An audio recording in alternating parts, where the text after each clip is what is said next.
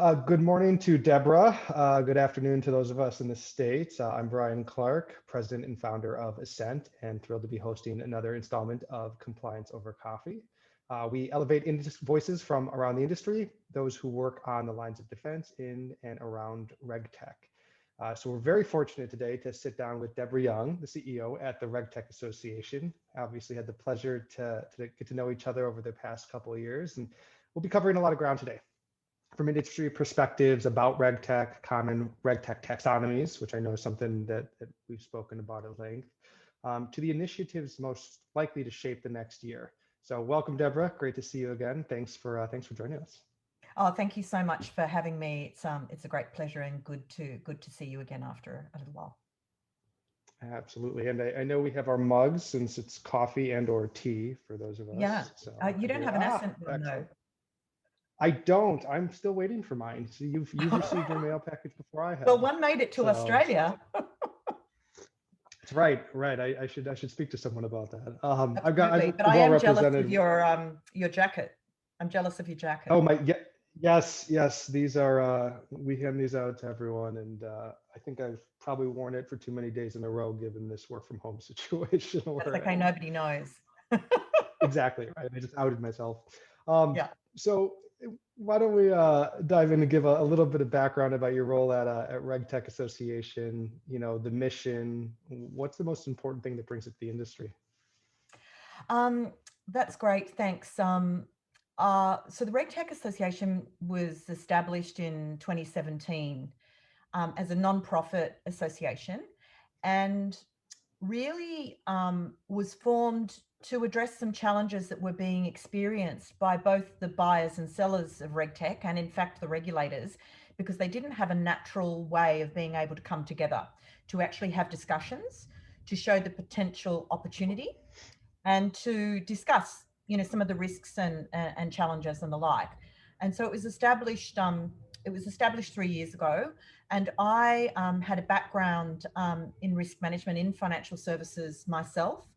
And I had found the last 15 or so years had been working for a number of different financial services advocacy bodies. And I happened to see that the association had launched itself. And I saw that in the newspaper, and I contacted them and said, look, I would love to help you if I could.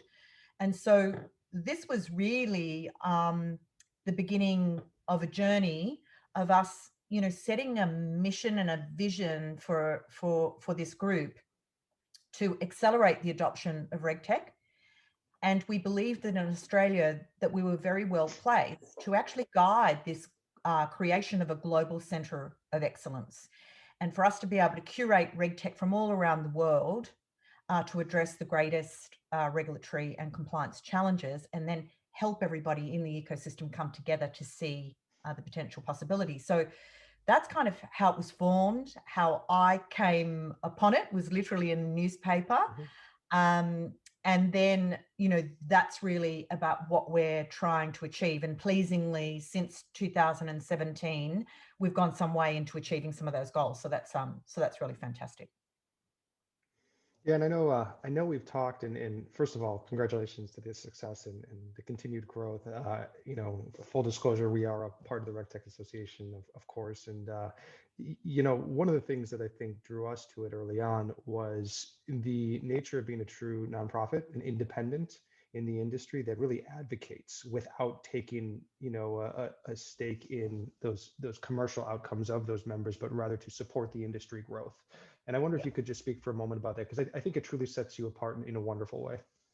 Yeah, absolutely. And I do, it's one of the things that I talk quite often about is this point of independence, because it means that with real trust and safety in a hard conversation can be had when we do have that level of independence. And so the regulators, for example, feel much freer around us, the financial services firms and other regulated entities also do feel that sense of freedom. So I think it is really important, and that would be my call out to anybody out there thinking of, starting a similar association, is try to seek independence from the beginning. You'll always start by a couple of passionate people from the industry, but the sooner that they can step back and help guide it through creating a voice, an independent voice, the more successful I think you will be. And that's probably largely why, we have grown from, we had just a small handful of RegTech founder members in the beginning, about 8 of them, and we now have 100 RegTech members and about 50 corporates that are part. So we're about 150 organizations. Wonderful. And obviously, I think as one of kind of the stalwarts in the industry and in this growing market, you get a firsthand look at RegTech as it emerges. Yeah. What do you see as the key benefits of this industry? Right, you're carrying the torch. Yeah. What's your take? So actually, you know what?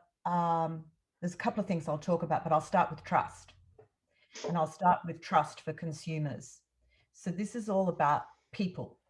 And I'm going to keep over the next 12 months, I'm going to keep talking about people, because this is actually all about people. And it's about our right to operate in an environment of trust, no matter what our interaction. And with RegTech can bring that trust.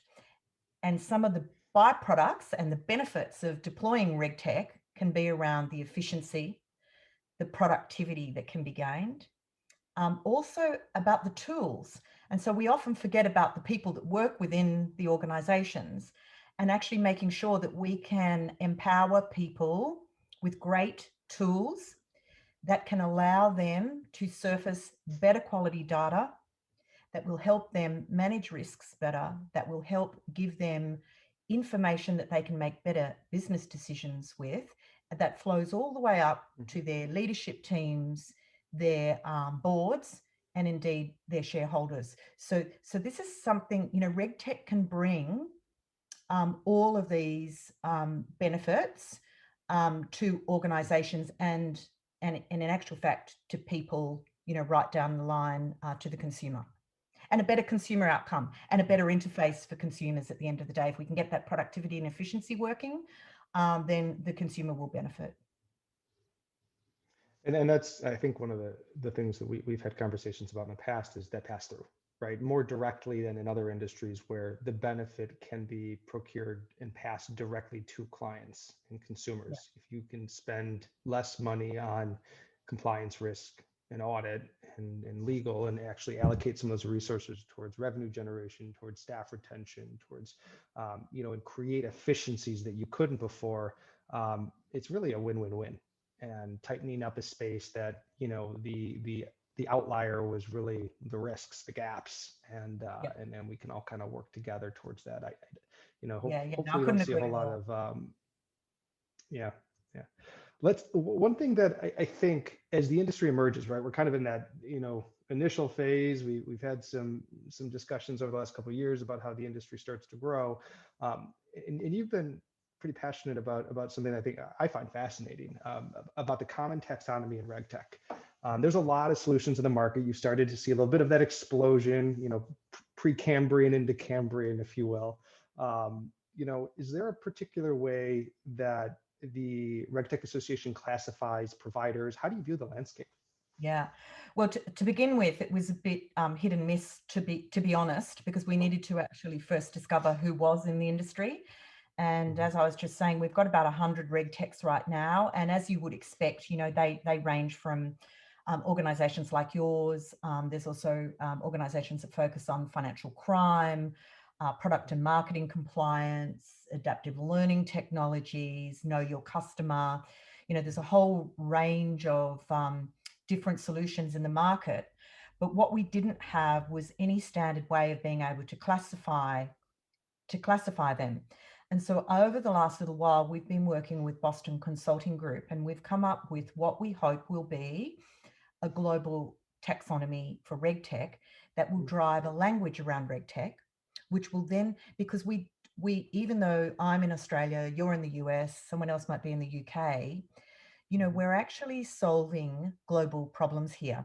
So what we need to have is a global language that is well understood. And so when I say to you, data compliance management, that actually means something. And so what we've done is we've created this taxonomy. It's got 3 or 4 areas. So we've identified kind of some key risks. Then we've said, okay, what are the functional roles? And so we've come up with 7 key clusters, and we believe that everybody in our community at the moment will fit into one or more of those 7 key clusters. And in fact, right now you can go onto our website and you'll be able to sift through those clusters. So if somebody was looking for a reporting tool, for example, they could actually go onto our website right now and just go straight to reporting. And that would show them all of the RegTech companies that touch on reporting. And then what we do is then we go down to a functional purpose. So what is the functional purpose of this software? And so that might be things like, records management, or is it data privacy or identity or training, or whatever the case is. So we've tried to build it in such a way that a buyer and a seller, and even somebody that doesn't know very much about RegTech at all, could actually go on there and make sense of it. So it has, so it's going to be useful for regulators. It's going to be useful for people looking to buy. It's going to be useful for people who are selling, because you might want to look at who your competitors are. And so you're going to be able to see that pretty quickly, instead of just diving around on Google and trying to work it out. But actually, one of the most important reasons that I think we need to have this global language is for investment and investors.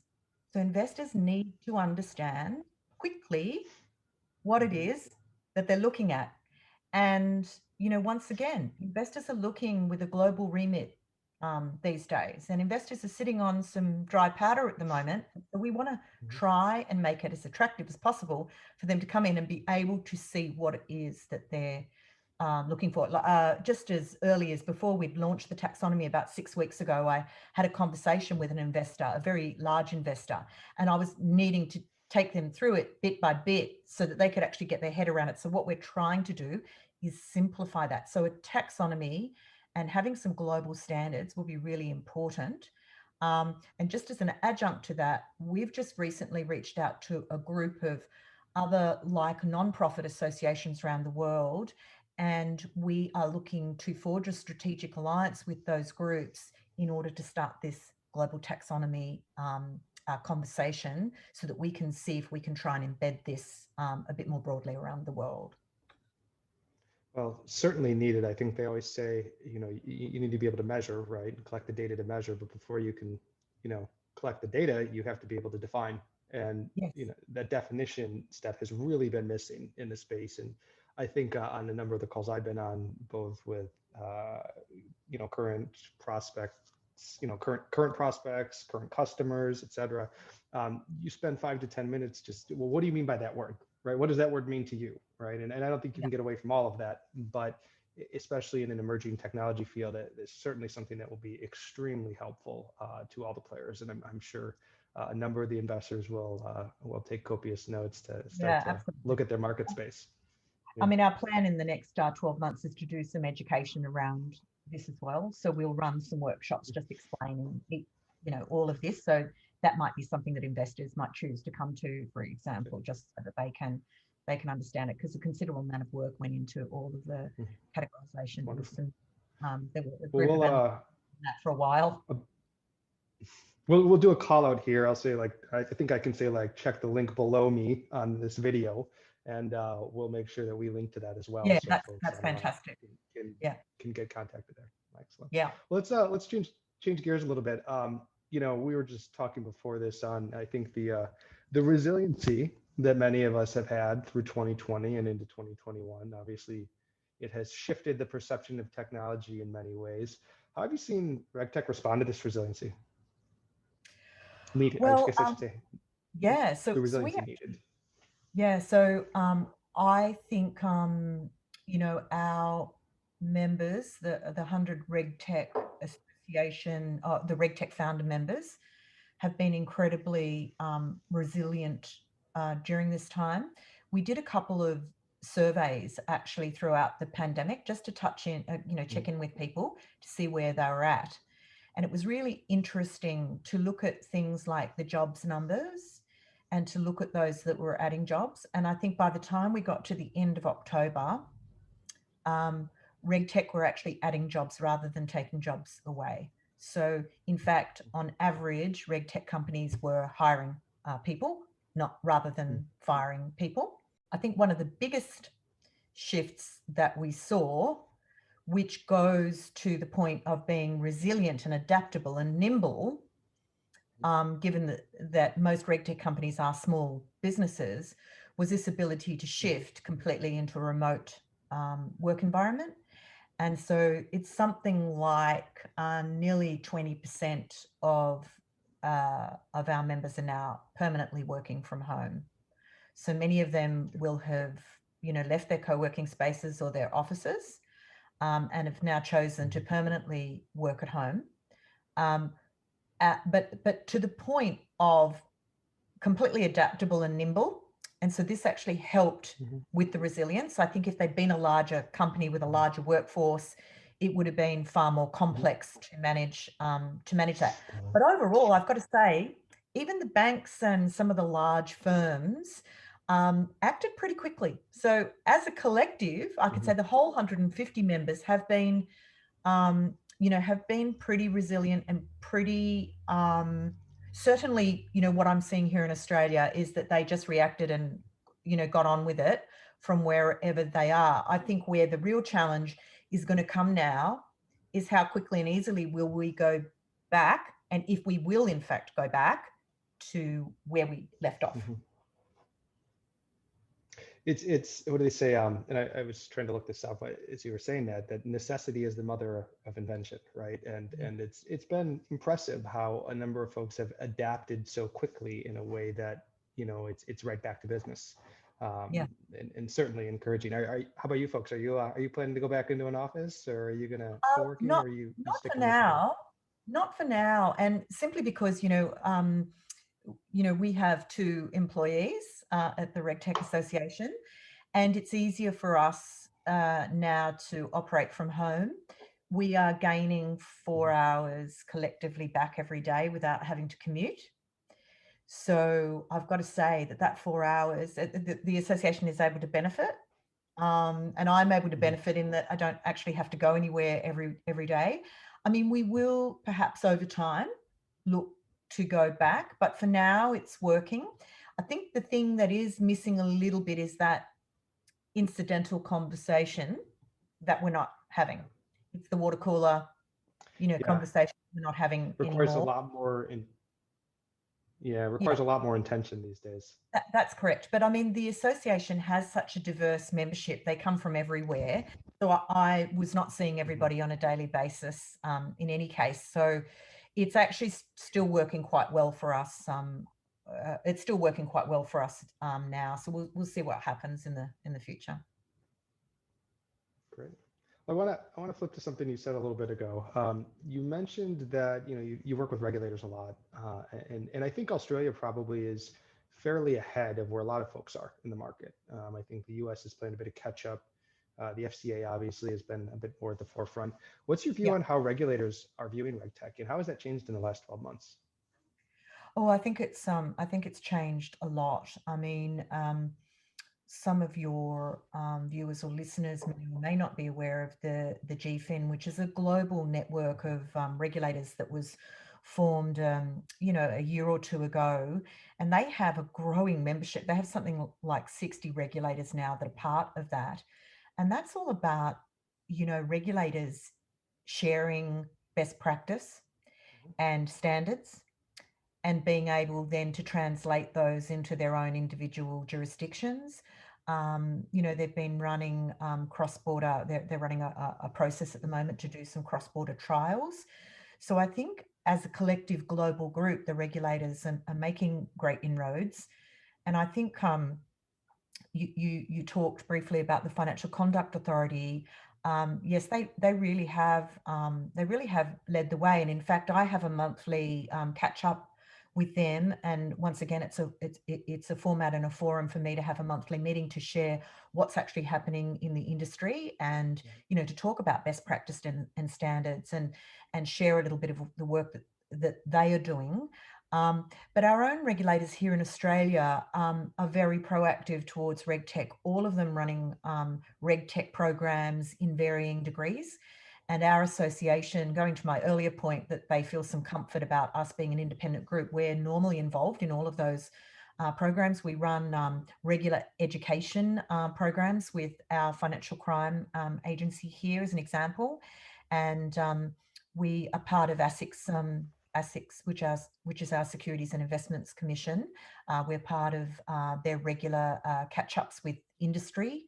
So they have been very proactive, and I think that we will see more from them over time. What I think is interesting in Australia right now is that we are seeing RegTech being looked at by regulators outside of financial services. So in Australia, where we have a consumer data right rolling out for open banking right now, but the next cabs off the rank will be energy and potentially telcos.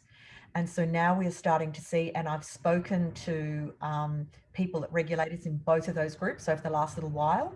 So this is an interesting turning point. Something that we haven't talked about so far is the fact that RegTech can be applied outside of financial services. Not in all cases, because some of it is financial services centric, but a lot of the software vendors can actually pivot outside of financial services. So watch this space, because I think that it will become a greater group of regulators, not just in financial services, but across a number of regulated industry verticals that can learn from the experience of what FS has done to date.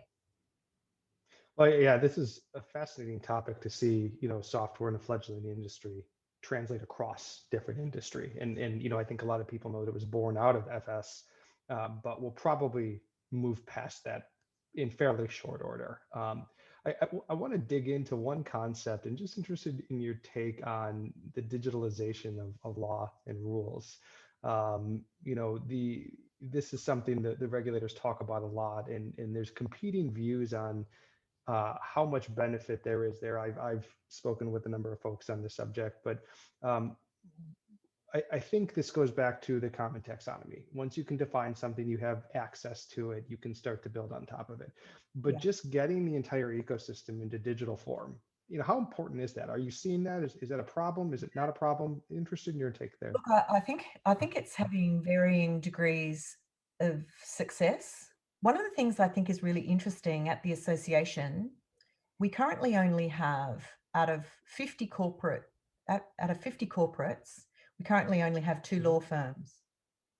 And so law firms have been slower to take a frontline approach to this. And any that want to disagree with me that are listening to this right now, please get in touch with us, because we'd love to talk to you about our work. And we'd love to see how you're changing, how you're helping to change, this. Look, I think one of the interesting leaders in this space right now is actually government. The government in Australia, and in particular our New South Wales government in the customer, we have a department here called the New South Wales Department of Customer Service. And they have been very proactive around some of these areas of technology and adopting and adapting to that. And in fact, have been leading some of this. But I think it's depending on which industry and depending on, I'm not sure how successful it's been, but I think the conversations have been opened. And the more, to your point, once we've got this taxonomy, once it's a little bit more well understood about the benefits of having rules as code and things like that, I think that we will see more potential, open up. Yeah, rules as code. That's an interesting one. I've had some discussions on this one. I often wonder, are we, you can help in the short run there. That'll be wonderful. But I think we need to be cautious that not every rule becomes code, because then you remove the competitive nature of markets to discern and make decisions. Yes, sure. Something that the positive and negative externalities, we'll see how they balance going forward. Yeah, absolutely. And To your point on law firms, I think in general it's starting to permeate the whole space. Um, GRCs are obviously the legacy software players, I think, in growing market. But one of the phrases that has kind of popped up over the last, I'd say, 12, 24 months, is this idea of integrated risk management. Yeah. And I guess I'd put the question to you, what does that mean to you?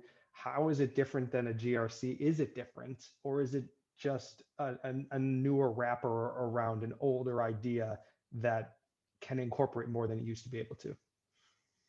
I mean, pretty much if you look at a framework, and I looked at the Gartner definition, and they cover strategy, assessment. I think I'm reading it here: response, communication, reporting, monitoring, and technology. To me, that all just makes common sense. That they are Mhm. all the common sense steps. But but on this whole idea of integrated risk management, I tell you where I think I've recently seen this play out to very good impact. Um, we were recently approached by a Big Four Australian bank. They gave us 3 problem statements, and they said, we want you to go out to the open market and curate for us the best reg tech solutions in the world to these 3 problem statements. Now, why I think that this integrated risk management approach, or something similar to that, worked really well is that they were actually able to develop those problem statements. They were able then to have the leaders that would typically come from all of those different areas, risk areas across the bank, come together as a united and very connected team, being really clear on what their problem statements were, and then were able to go through the program. And we've only done the first 2 tranches of this program, but essentially the leaders from those areas sat there, and their teams sat there and did a live assessment on it's so far 60 reg techs they've seen so far through us. And so I think where this whole idea of having integration does pay off, because one of the warnings that I think there are about dealing with financial services firms for reg techs is, if you're only speaking to a single person from a single area, that doesn't mean that that person has got the buy-in across the gamut. So I think where this idea plays off is if you can get it working, if you can get it working like that, it's great news for software vendors. It's using a framework like that, which is what this bank did clearly, because it was all of the people from all of those areas, including technology. So they weren't doing this being divorced from the IT people. They absolutely needed to have the IT people there, because one of the stumbling blocks, right, is IT security. And if we don't worry about, they tried to attack it at the front end, which I applaud them for doing that. So I can see a framework like this, and perhaps it is a new fancy wrapper for something that is just common sense. But I've actually just seen it work really, really well. Well, and to your point, the technology has evolved, right? The industry is in a place where there's more connectivity. Yeah. You have the ability to connect to different systems. Big data obviously has evolved materially, which allows for these connections. So it's certainly, whether it's a newer take on an older idea or standing by itself, adding a lot of value.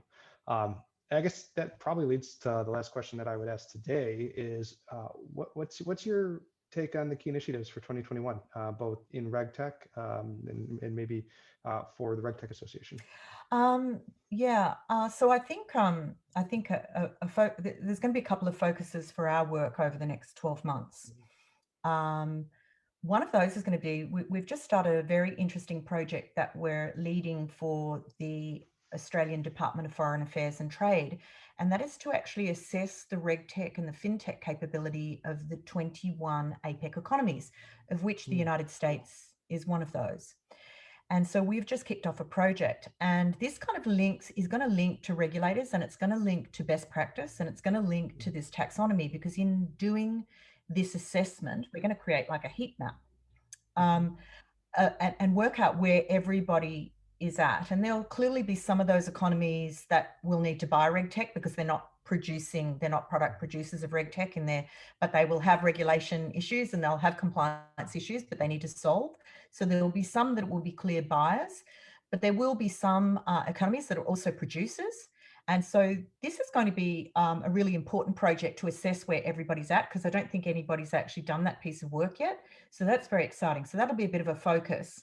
And so that's why this idea of taxonomy is really important for us to actually have something that we can show people to say, well, here's one idea that we've come up with, and we'd be encouraging people to, if they don't have anything else, then this is a good starting point for you. And also then that becomes quite powerful when we're presenting data, because if we can all be collecting data and reporting on RegTech and progress in a similar way, then that actually helps understanding as well. So focus on trade, focus on taxonomy, focus for Australia in particular on investment, because we are falling way, way behind the rest of the world in that we are not seeing, with third highest concentration of RegTechs in the world in Australia, but very far down the list in terms of investment. So many of our founders are self-funded. So we want to address some of those broader investment issues. And then, look, I think the other thing is there's got to be a focus on people in all of this. There's got to be a focus on people. So we've talked a little bit about it in our chat about, providing trust to consumers, providing compliance and regulation workers with tools to do their job. And that includes within regulators, by the way. So giving people tools that are going to help them do their job, because we are clearly, as a global connected community right now, being challenged on all kinds of different ways, politically, economically. There's the pandemic, which is causing a lot of this, upheaval. The way that we are working with one another is going to change.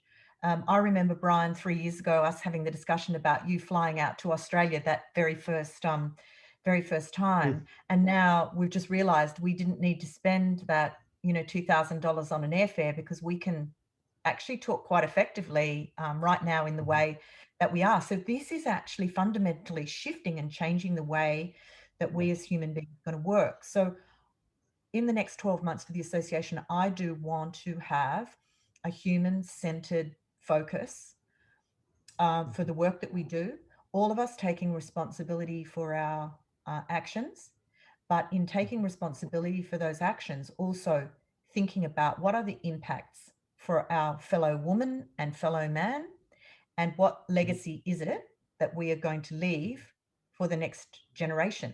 And I think RegTech is a fantastic way that we can actually help everybody on the planet right now.